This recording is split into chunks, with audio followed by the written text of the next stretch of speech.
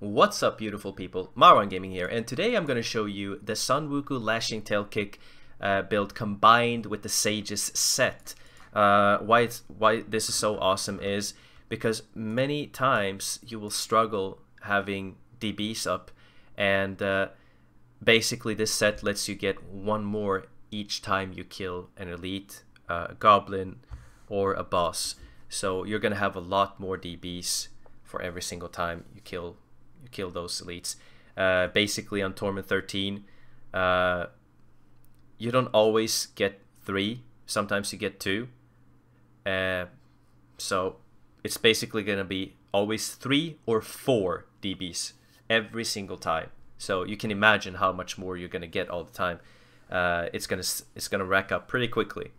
So I just want to build for you guys so that you can get more mats and you can craft more stuff, upgrade them, and eventually get something awesome. I just got this one by doing what I'm doing right now. I just did this. I went to page 3, put this one in, fill, upgrade, and bam, it turned into this. So it happens once in a while. It does happen. I see that many people are struggling with white materials as well. As you can see here, I'm very low, but yellows, I have a lot of yield crystals, and reusable parts I'm just very low on. You can go to vendors sometimes. Sometimes this guy sells them and you pick them up like that. I'm not going to buy so many now, but I'm just going to show you what it does. So since you have a lot of yellows all the time, go to page 9. Here you just right click it and fill, and then click transmute, and it's going to take 100 yellows and turn them into whites. As you can see here, bam, it did what I just said, and just repeat. It's quick, it's easy, it's not going to be as annoying as going and farming them and doing what I'm doing right now, like having a full inventory of whites when you do like torments and stuff. That's just really annoying. So this is much better, guys, and it's going to let you... Oh, I don't have any DBs. As you can see, it's pretty bad not to have any DBs. And it's going to be interesting to see how many DBs I will actually get in one single run of doing a torment run. Anyways, let's go through the gear quickly. Your Scarbringer, this is primal. You do, I would actually prefer the Scarbringer to have the same stats as my Ingium has right now. Instead of the 10% damage, I would instead like cooldown, RCR, and maybe attack speed. That would also be good instead of the dexterity on at least one weapon. The attack speed will let you dash quicker, just so you know, guys. You will dash quicker. Cooldown does also let you dash more often, so you will be able to dash more often if you have that. But yeah, definitely something like this on one weapon, cooldown and resource cost reduction. And for example, on your Scarbringer, you could have attack speed, dexterity cooldown, or dexterity, RCR, and cooldown. So that's also good. In terms of lashing tail kick damage, I would say at least 500% would be decent. At least 500, 550. But the closer you are to 600, the better. Ingium, however, you don't have to get the 10 seconds there. It can be 8. That's fine as well. Don't feel like, oh, I don't know if I should augment this. Augment it. The 8 seconds, it's not gonna be a huge difference for you as a monk. On wizard, I would say it's different when you do speeds. On wizard, it was important to have 10 seconds. As far as the vengeful wind, you can also have that equipped. Whatever you have that is the best, use that. So sorry, that's my phone. As in terms of your jewelry, I would say Averspend, definitely, in combination with Boon of the Hoarder. Like, I can't run this build without this. It's using gold rep as well. So these two work together. They're a team. So The good thing with gold wrap is it gives you toughness, and it stays for 5 seconds. So you just want everything that you kill to drop gold, and the large amount of pickup radius that you get from Avarice Band is gonna give you the toughness. So the more gold you pick up, the tougher you become.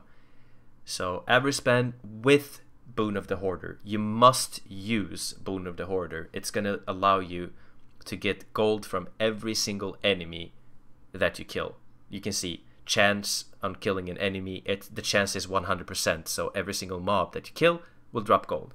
And then you also, on top of that, gain 30% movement speed.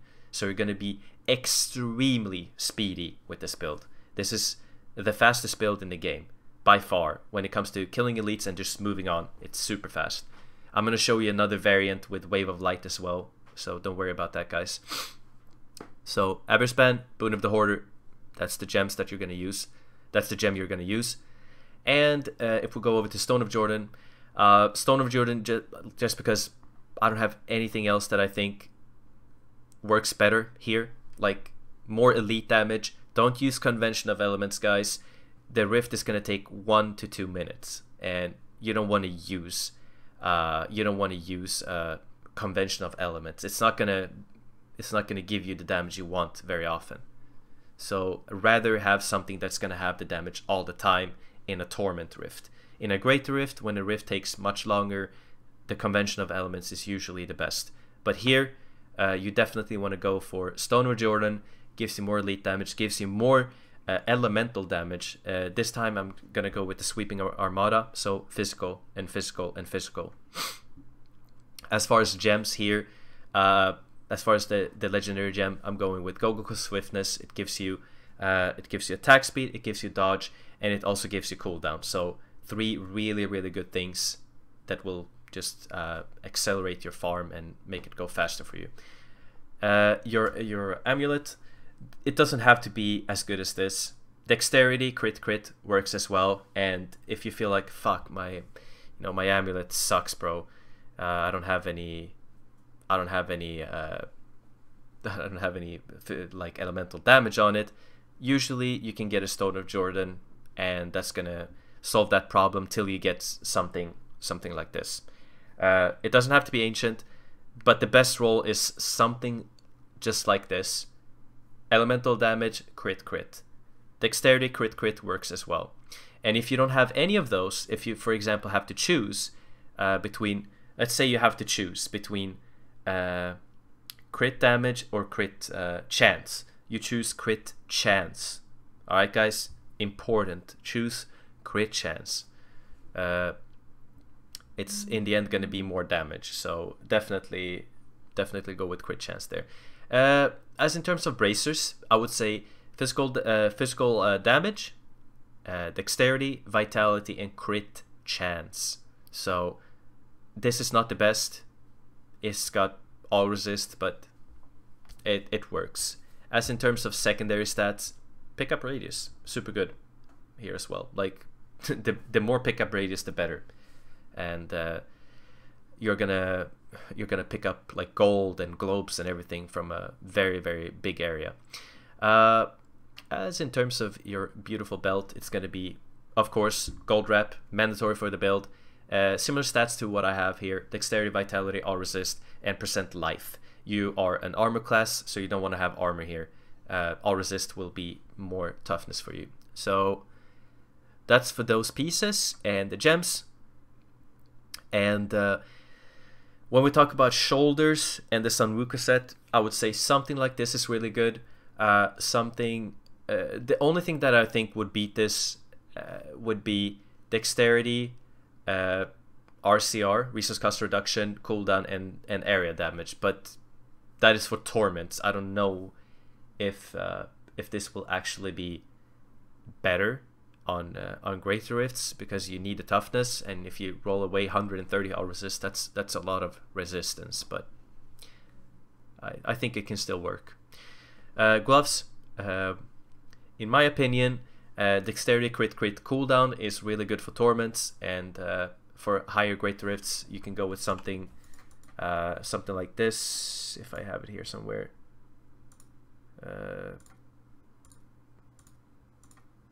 You can go with basically something that's got quadfecta stats. What that means is, do I have it here somewhere?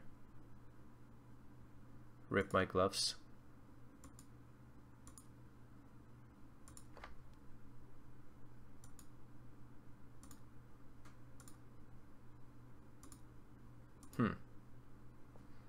All right, they're missing in action.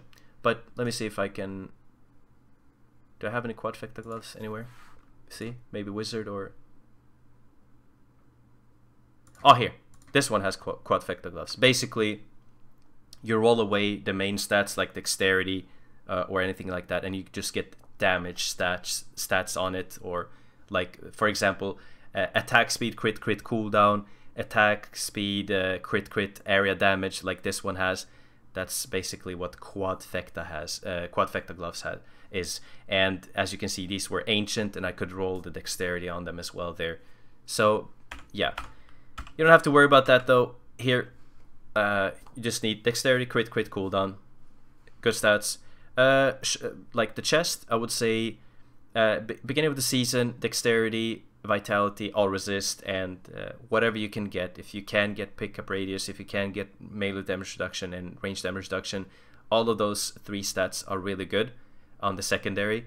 But even percent life instead of all resist, and like physical resist, fire resist, arcane resist, any of those are also fine, as in terms of the secondary resistances when it comes to a chest that has percent life.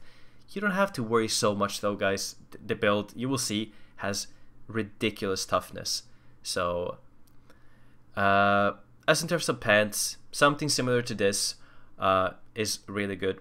I mean, all resist is always welcome on this build anyways. It's the first enemies are gonna deal a little bit of damage, but as soon as you've killed just something, you're gonna get your toughness up really quickly.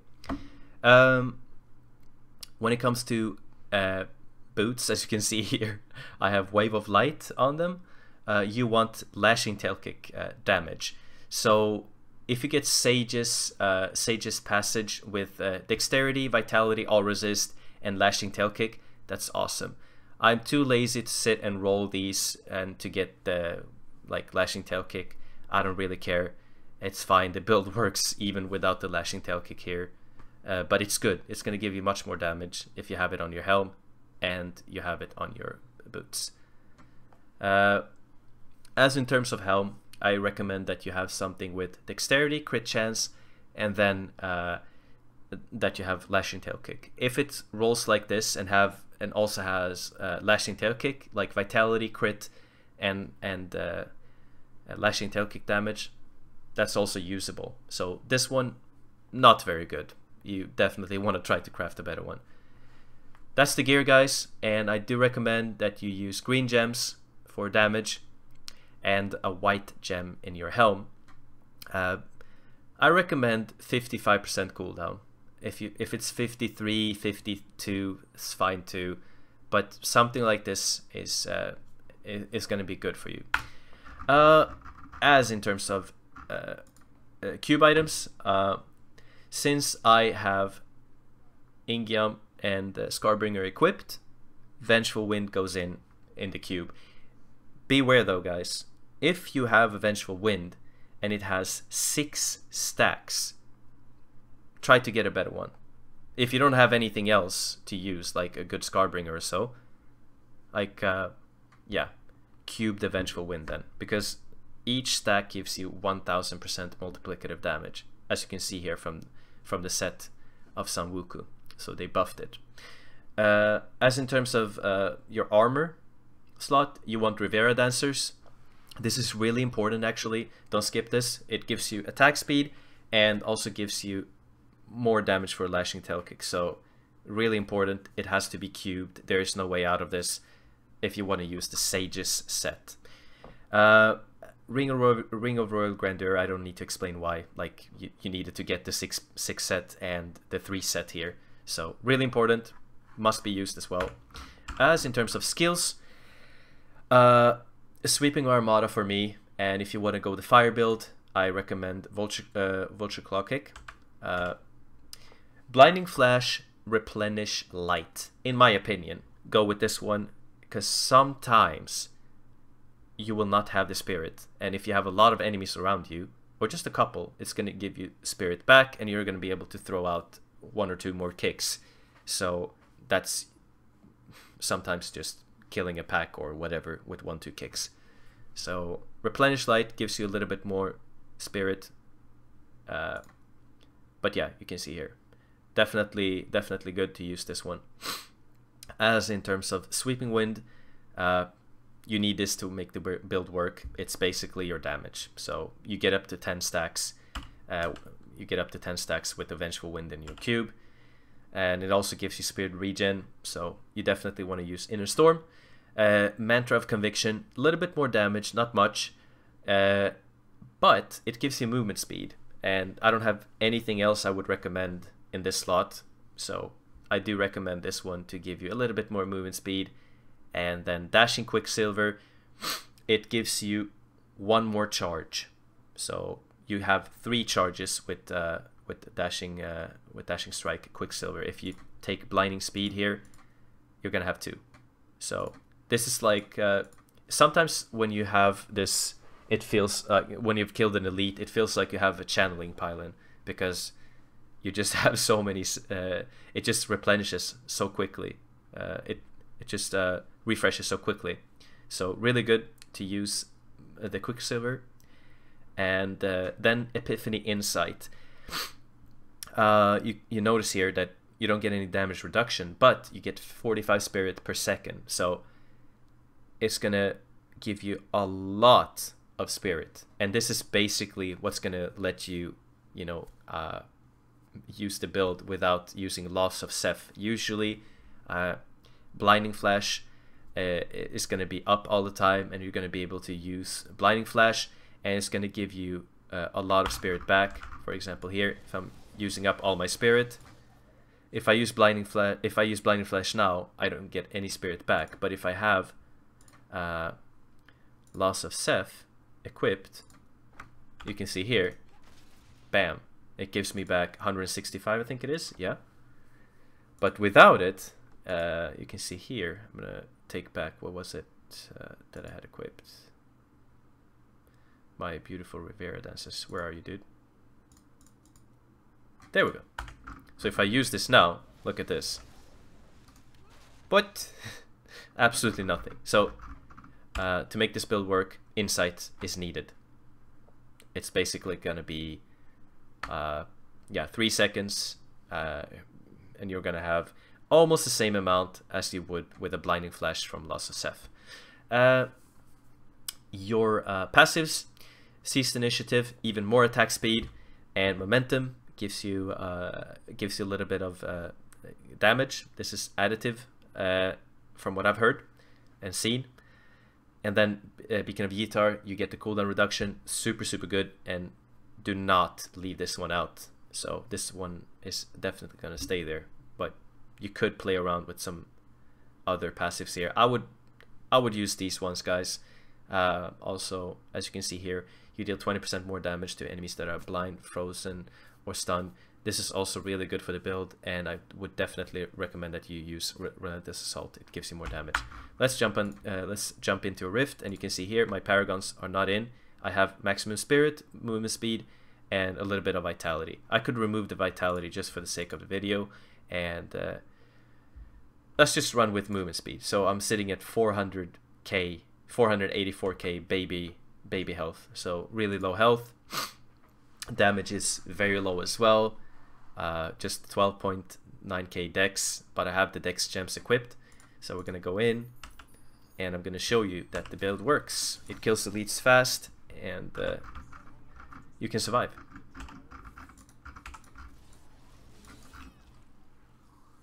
Kappa.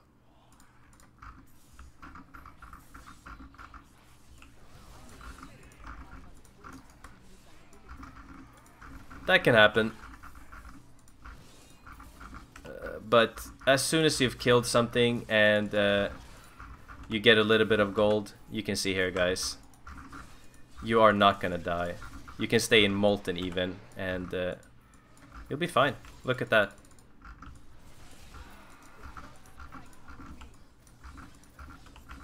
There we go. I'm gonna stay here. Nothing happens. It's funny though that I instantly died though. Like, you need to kill something fast, guys. Remember that, because gold wrap needs to be activated quickly. You guys are gonna laugh at me for that one. I'm gonna give you that one. I'm not gonna edit the video or anything like that. But you can see here, very quick. You just go kill elites, keep this one up all the time, and move on. But you can see here how quickly you move around the map and navigate. Let's find something and kill it for some gold, and let's move on.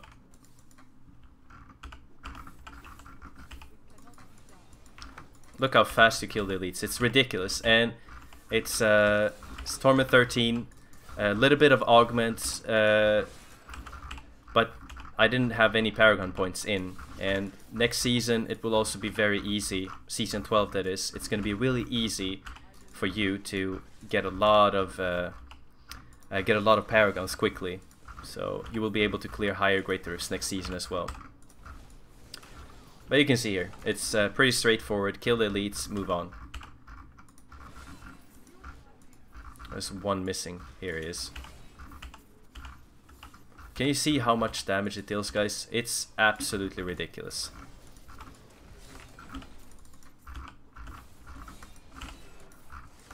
And even if you're in a party, you're not gonna have trouble. Just saying. Like, just hunt down the elites and move on. With Quicksilver, you should be able to, like, move around the map without having to be afraid of, you know, like, falling behind or so. It's a bit laggy, guys, just so you know, because it's the PTR. So I do lag here, unfortunately. You can see the ping is going to be like 200, yeah.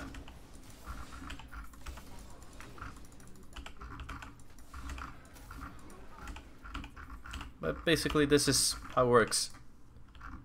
Refresh this sometimes when you like go between levels and stuff, and that's it.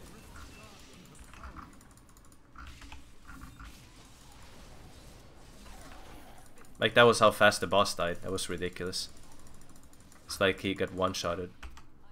But yeah, keep that in mind, guys. No gold, and you're gonna get pooped on, just like I did in the beginning. So that's the build, guys. Super easy, easy to gear. Sages is just craftable. So you go here and you craft them. You craft the helm and then the boots. Here we go, boots. What does it take to craft them though? Sage's Passage. Alright, it takes like a little bit of bounty mats. That's it.